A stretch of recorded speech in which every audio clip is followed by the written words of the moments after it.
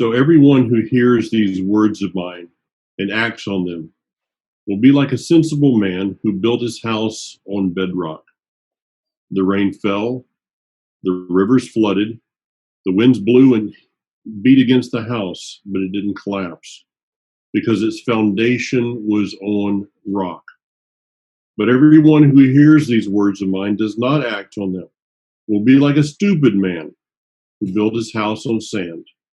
The rain fell, the rivers flooded, the wind blew and beat against the house, and it collapsed. And its collapse was horrendous.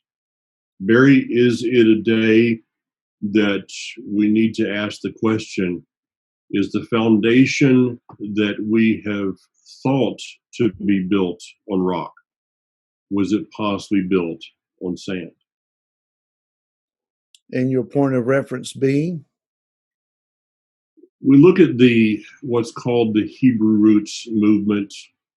Maybe one of the difficulties we have today is trying to figure out a name and identity for this that we're walking in. However, the name and identity is found in Ephesians chapter 2, and that name is called Israel. To build something outside of the identity of bedrock, which is the family of the Almighty called Israel, is possibly to build on something that is of sand. We purchased a house many years ago, a number of years ago in Oklahoma. I noticed one day that as I was walking around it, that some of the bricks had shifted.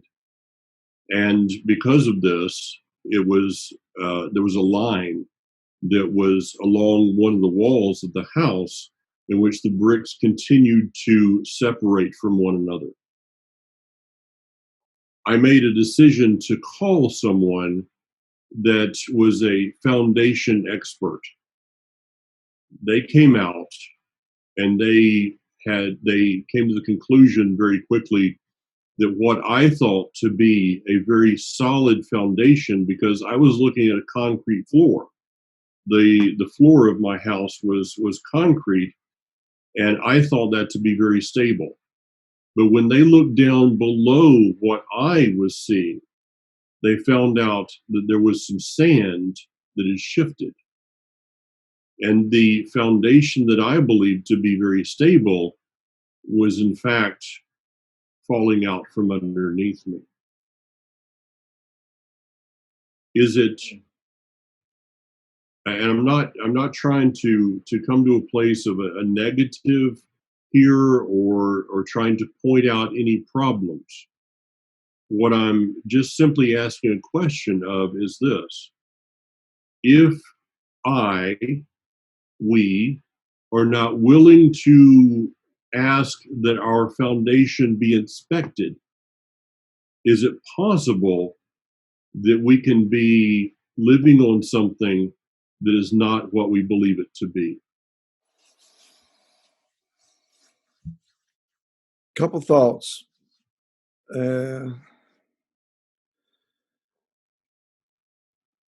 One, you're right from Ephesians that what we're called to become, or what we have, who are far off and have been brought near, what we are being brought near to become a part of, is indeed covenant Israel. When I say that, let me clarify, I'm not saying that we have to make aliyah to the land of Israel and become an Israeli citizen. Mm-hmm. That's not what's being referenced here. And if you do that, that's possible in our dates for us to do that without. For me, it's not possible to do that without making some declarations and decisions that I will not do.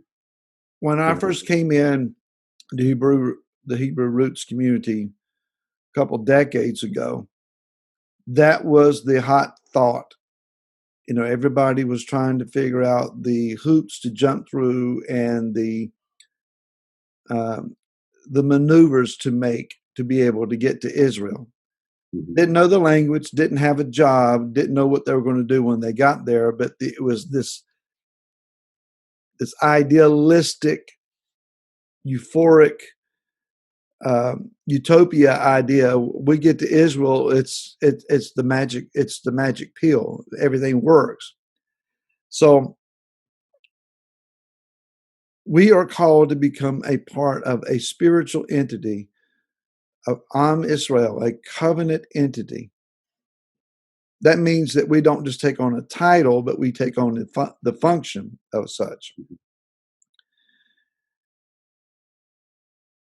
Many of us in the Hebraic Roots community are thoroughly versed in Ezekiel 37 about the two sticks. And with that, once you see Ezekiel 37, then you start seeing it all throughout the Tanakh, even into the Brit Hadashah, about how this line of thought follows through. The prodigal son story is a classic example of that. And you just start seeing it everywhere. So we started calling ourselves Ephraim, or the house of Ephraim, or the house of Joseph, or the house of Israel. Synonymous terms in my estimation. Mike, just because we take on the title doesn't mean we have the right identity. We can call ourselves whatever we choose, but we're not going to become what we call ourselves until we take on that identity's function and operation. So if I'm going to call myself an Ephraimite or a member of the house of Joseph, I need to function as such and not just carry on the title and say, well, because I have the name, then that automatically makes me what the name claims to be. It's the same thing that we used to preach from our pastoral pulpits. You know, if you're going to be a Christian, then you need to be a Christian. You need to do the things that Christians do. Well, now that we're not in a church situation any longer, we're in a more Hebraic root style midrash congregation, whatever how you function. You have to have the function of who you're claiming to be and its correct boundaries. The reason that you and I, over a long period of time, not just recently, have had concerns concerning our movement or our community is that we're not functioning correctly. And a lot of places, we tend to be gullible. We accept things as truth that are fanciful things that we've created out of our imagination. Everything from, well, this Hebrew word sounds very similar to this English word, and therefore they have some similar meanings. That's just bad scholarship. I mean, come on. We should know better than that. That everything that a rabbi says has greater credence than what anyone else would say. Well, the rabbis have incredible insights. They've been studying the Torah for thousands of years, and yes, they should be given some time and attention and understanding where they're trying to go.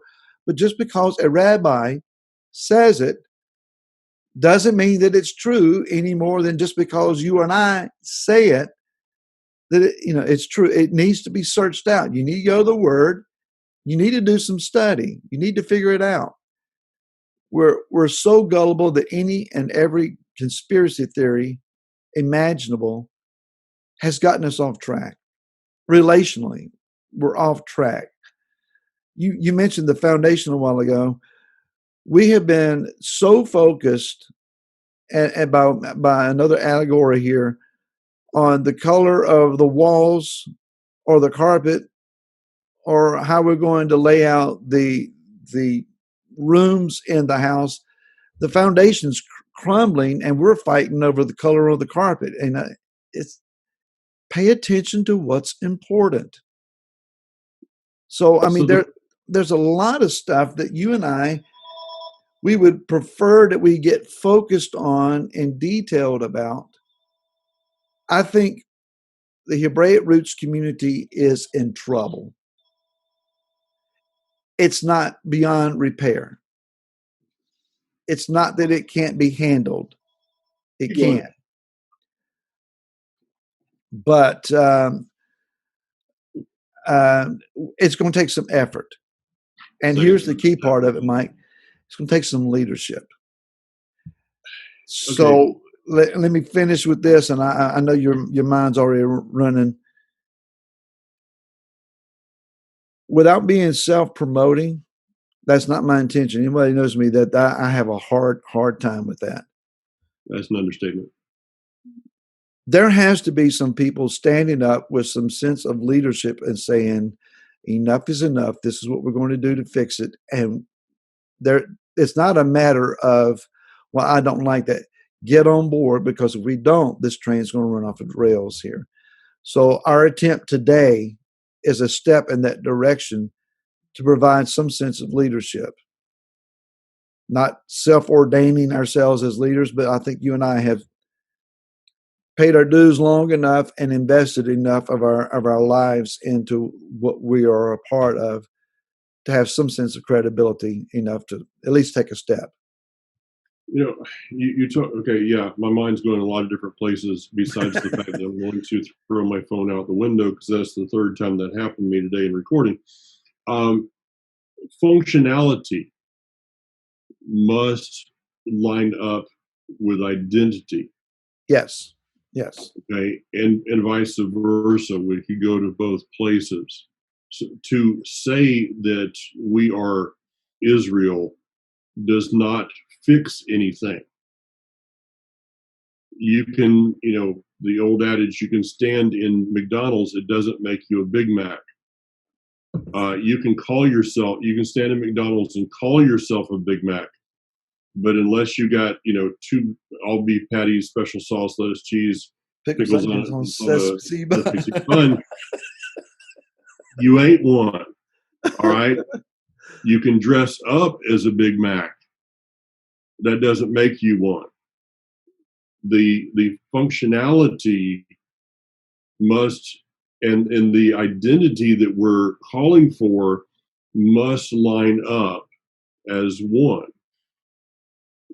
With that leadership that will take us to the place that our identity, or our proclaimed identity, and functionality come together as one, is therein lies the next level.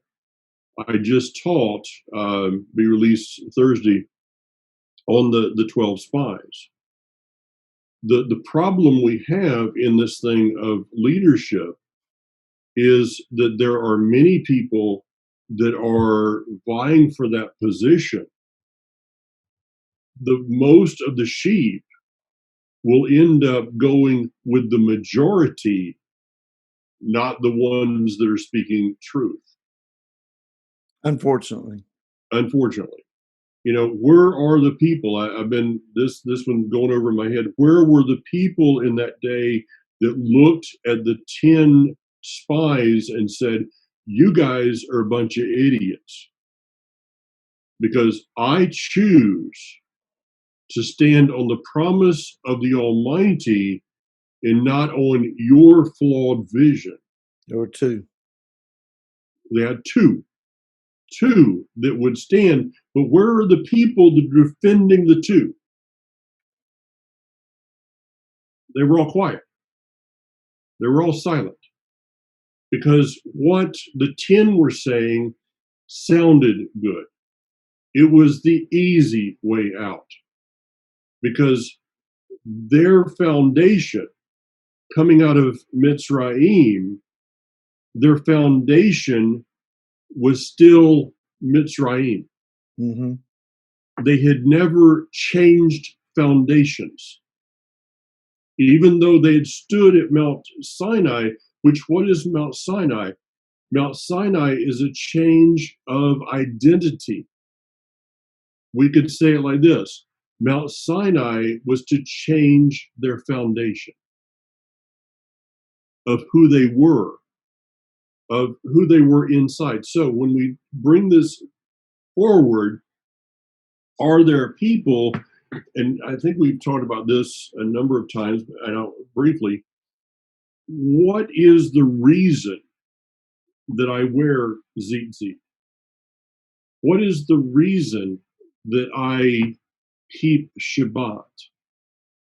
What is the reason that I do not eat certain things that were never called food to begin with? It is because of who I am. There was a post yesterday that I followed a little bit. Somebody had the audacity to say, should a believer, quote unquote, believer, eat pork? Well, I mean, it firestorm of everything, and you can imagine all the things that came off of that.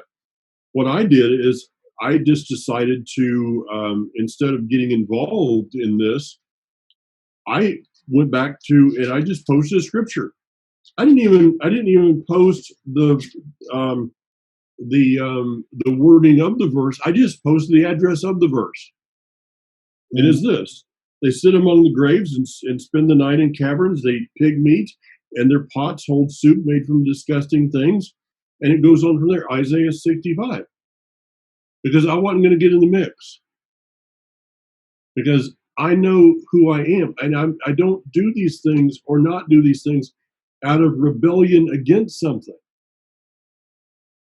It is part of this messianic Hebrew Roots community. Is it based upon the foundation of, well, we don't do these things because we're not those people anymore? Or do we do and not do because of who we are? Is it still a possibility of a lack of identity?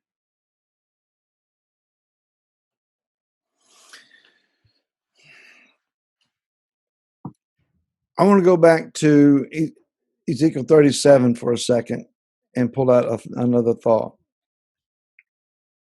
At some point in our future, there is going to be an identifiable group of the house of Ephraim that will be cohesive enough that they will be seen as a solid stick in the hand. Mm-hmm. I don't believe that we're at that status yet. Just because we call ourselves that stick doesn't mean that we have made the stick yet. We are, the way I've put it before, we may be the stick of Ephraim, but right now that stick's a pile of sawdust.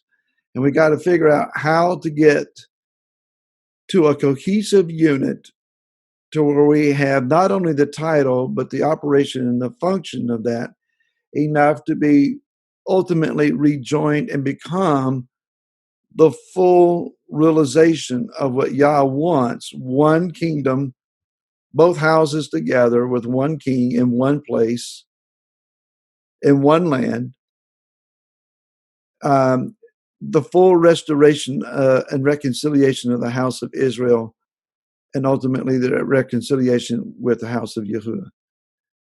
That's got to take place at some point. If we're not there yet, we can look and say, well, the prophecy says that it's going to happen, so it'll just happen. Somehow it'll just happen. Hanok Young, the first time I ever heard him speak, he said, you guys see prophecy written and you sit back and say, well, it's going to happen because he said it's going to happen. He said, as Jews, we look at prophecy and say, that's our job assignment. So it's our job description. Let's go get it done. That's the better definition of prophecy. This is what the Father wants. It's up to us to get it done. We can't just sit back and say, well, he'll make it work somehow. He will bring it to pass when those who are chosen to bring it to pass will begin to bring it to pass. So we have this work in front of us. Let's get practical. Let's get very, very practical here. You don't have to be right in every argument or debate. Sometimes it's more important that we listen to what someone else has to say than to tell them what we have to say. And that means that when Mike is talking, that I'm actually listening, not trying to figure out what I'm getting ready to say as soon as he hushes. What'd you say? Yeah. You need to listen. And before you respond, consider what's been said. And we're talking about learning to talk together instead of yelling at one another, trying to be proven right. That's a very practical step. It's a very practical step to do the Torah with all of your might. Do your best. Don't just assume, well, I'm close enough. Do it with your heart. Do it with intention. Do it with joy.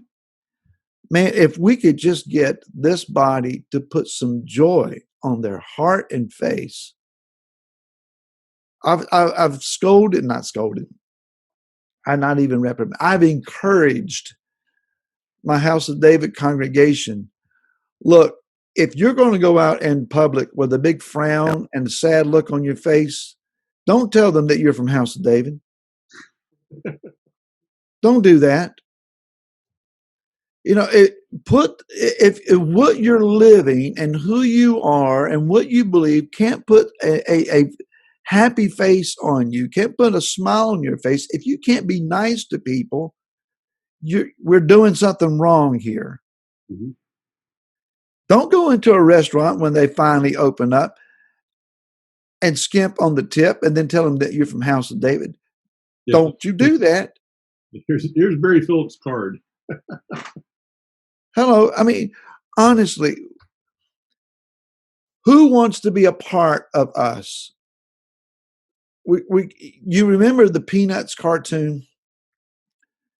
And when two of the characters were in a fight, it was just this big dust storm with hands and feet and so forth sticking out of the big pile that they were in. That's the house of Ephraim. That's what we look like to those around us. And we can get proud and think, well, we're this special entity if we want to. Mike, we're a few thousand strong. If we number 20,000 people in the United States, that's a big number. Oh, yeah. Nobody knows who we are. Nobody cares who we are. But at some point,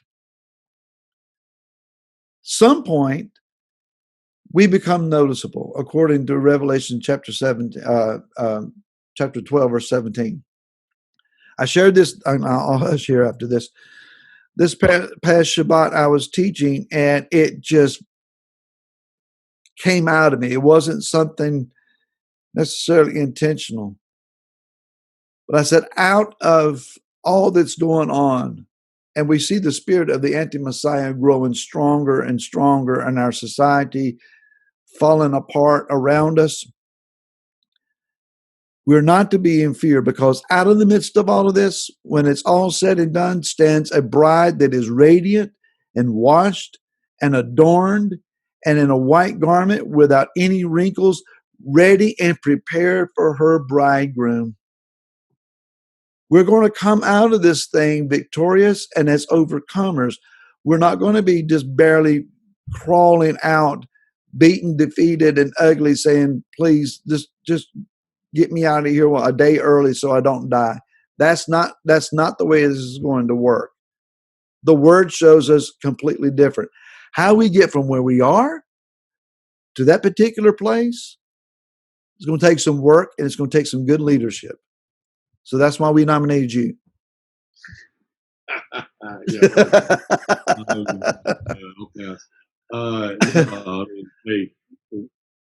Whatever.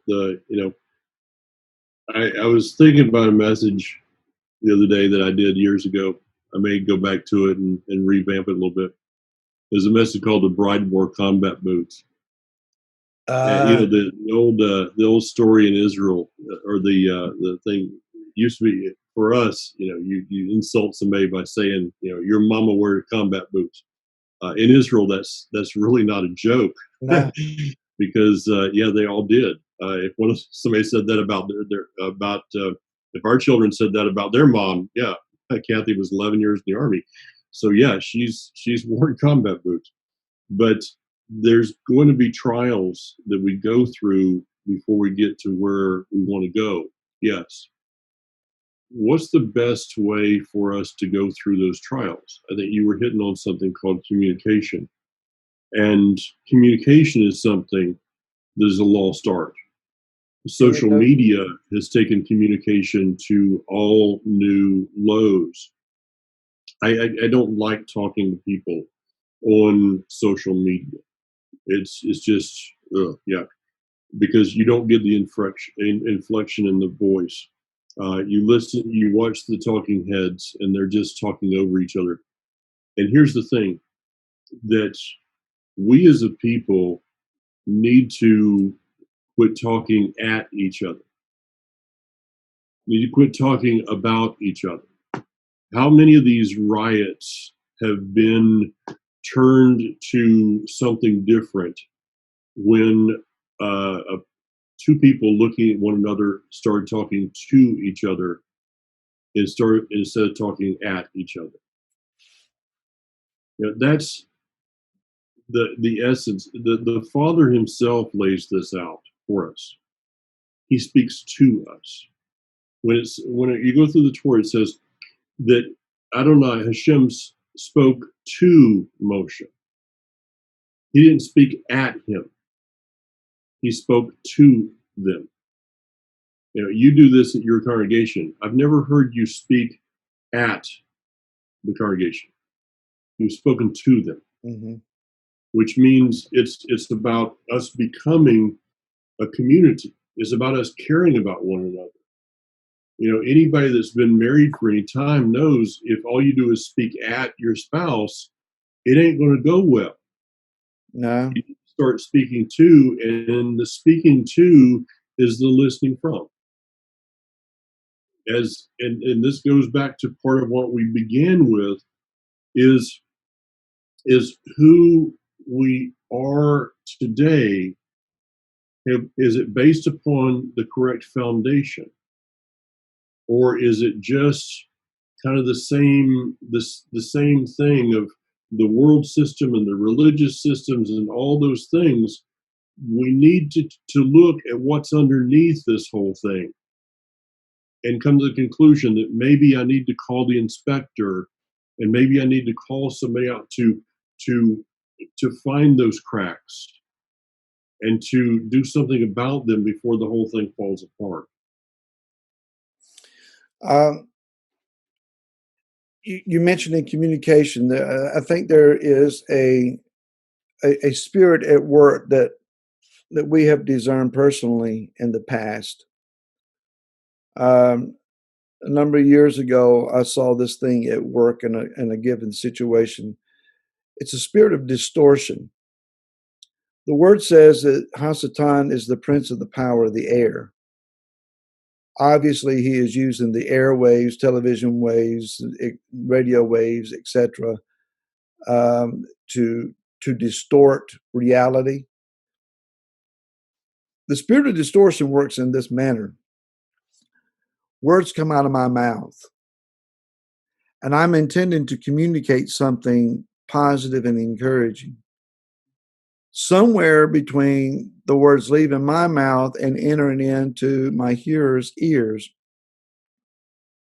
it gets distorted. The hearing of what's said is not the same as the speaking of what's been said. So that there is miscommunication and misunderstanding. In the situation that I'm referencing from a few years ago, once we figured that out, we began using the technique of clarification. I heard you say, did I hear you correctly? No, that's not what I said at all. Well, then try again. And we did that until we got to a place that we could start hearing each other correctly. This happens in marital situations where, you know, one or the other is focused on some kind of issue, whether, you know, that's troubling them. Maybe it's they've been triggered about something from the past, whatever. and out of our mouth will come something other, and they blow up, and we walk out. What did I say? Mm-hmm. Well, they tell you what they heard you say. So, no, no, no, I didn't say that. That's what I heard you say. You said that, and then it's a spirit of distortion. The spirit of distortion has authority wherever we walk in offense. Mm-hmm. Where when we are operating, functioning with a realization of offense, someone has said something to hurt me, someone did something, then words can get easily distorted, and we start hearing what people say through our offendedness. And when we do that, then we're going to fall apart. It's not just in situations that's going on immediate at the moment, but that is part of what is happening. But it's been taking place in the body of Messiah for a long time. Denominations, churches, church leadership, church members, Hebraic Roots folks trying to talk to family. We're on the same page. We have the same goal. We all want to be like Messiah. But in our words, when we carry offense at one another, they get all jumbled up and we fall apart. The key here, and I was talking, I think it was to my daughter yesterday, people are wearing their offense on their shoulders. Oh, yeah. Where it's easily touched. So we need it. I'm not saying bury your offense. Find healing for it. Ask for Yah to give you healing so that you take away the tool of Hasatan to distort your hearing and cause you to have relationship damage. If you don't do these things, the end result is death. What you're describing is what happened to Cain and Abel. Yeah. This is history itself. It's not just something that sprung up in 21st century America. It's not something that just came about in Christianity of 2,000 years or 1,700 years. This is something that's goes way back. And I'm thinking about who was it, Robert Conrad, that with the Duracell battery. Go ahead, knock this off my shoulder. I dare you. I dare you. Quit. Yeah, I dare you. That putting a battery on your shoulder is useless. What's it going to do? It has to be put somewhere. It's of no use for your shoulder and for your shirt, and kind of daring somebody to knock them off. There's no purpose there except to bring forth further offense. So again, I go back to we need to be willing to allow ourselves to challenge. Just because I'm saying, is there cracks in the foundation? Is there problems? I'm not saying that, I'm not pointing a finger at somebody and saying you got one, but I know that in my own life, I'm going back and challenging some things. I think that's a good thing in life. Why is this happening? What is going on? And without an honest evaluation, there's a verse in Proverbs that I go back to. I think it's Proverbs 19. I don't know exactly, but it says that one of the greatest things that we have about in our own being is an honest evaluation of ourselves. Without an honest evaluation of ourselves, there's no room for growth. There's no room for growing out of the problems. You mentioned, I'll finish with this because I know we're running out of time. You mentioned the Ezekiel 37 sticks and the sawdust. We've got a garden growing, and I noticed yesterday that one of my tomato plants that was kind of hidden behind some others, it had grown. It had become, the stalk was getting a little bit larger, but because I didn't support it, it had fallen over.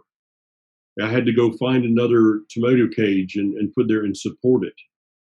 Maybe one of the things about this of becoming a stick in his hands is before you become a stick, you have to be a little bud. You have to then allow that bud to grow and to expand and to become something that is strong that can be used in his hand. Mm. If you go out and you get a little twig off of a tree that has not matured into a full-grown stick, and you try to use that as a walking stick, it's not going to get you too much because it's going to break in your hand. Part of this is that which is spoken of in Ezekiel 37, those sticks maturing into something that can support something. I'll conclude with a verse as well, Mike. We are instructed that if a brother is taking an offense, Mm-hmm. you who are spiritual, restore him. And it includes the idea, you be careful lest you also be offended. Mm-hmm. Part of our healing is finding those that are broken and hurting and offended. It's not whether we think it's legit that they are hurt or not. If they're hurt and they say they're offended, you don't have the right to say, you don't have that right to be offended, just get over it. No, let's help them. And let's also be aware, look, I've got my own issues. And if I help you with yours, maybe you can help me with mine. It's small steps. We're not going to fix our issues overnight and all in one fell swoop. You know, what we want is this great awakening where there's a revival that sweeps through and everybody gets all lovey-dovey and hugging on one another. Well, after the revival has come and gone, there needs to be the walking out of what we gained. Mm-hmm. Returning to the Torah is a revival. Yeah. Yah has given us revival. He has restored and revived us to his word. Now we need to walk it out. And that's going to take patience and a lot of humility and brokenness and prayer, forgiving of one another, and allowing ourselves to be healed so we can be a healer of somebody else. Mm-hmm. I don't know if you say storm coming up through the United States right now. Yeah. People with great differences will come together in unity for a moment. But after the storm passes, back to the same thing. Why? Because they didn't allow themselves to be changed. What Torah is about is changing us into the image of our Creator. I mean, no better way I know to sum it up than that. Yep, it'll work. All right, Barry. Appreciate it. Shalom, everyone. Appreciate you joining in. Shalom.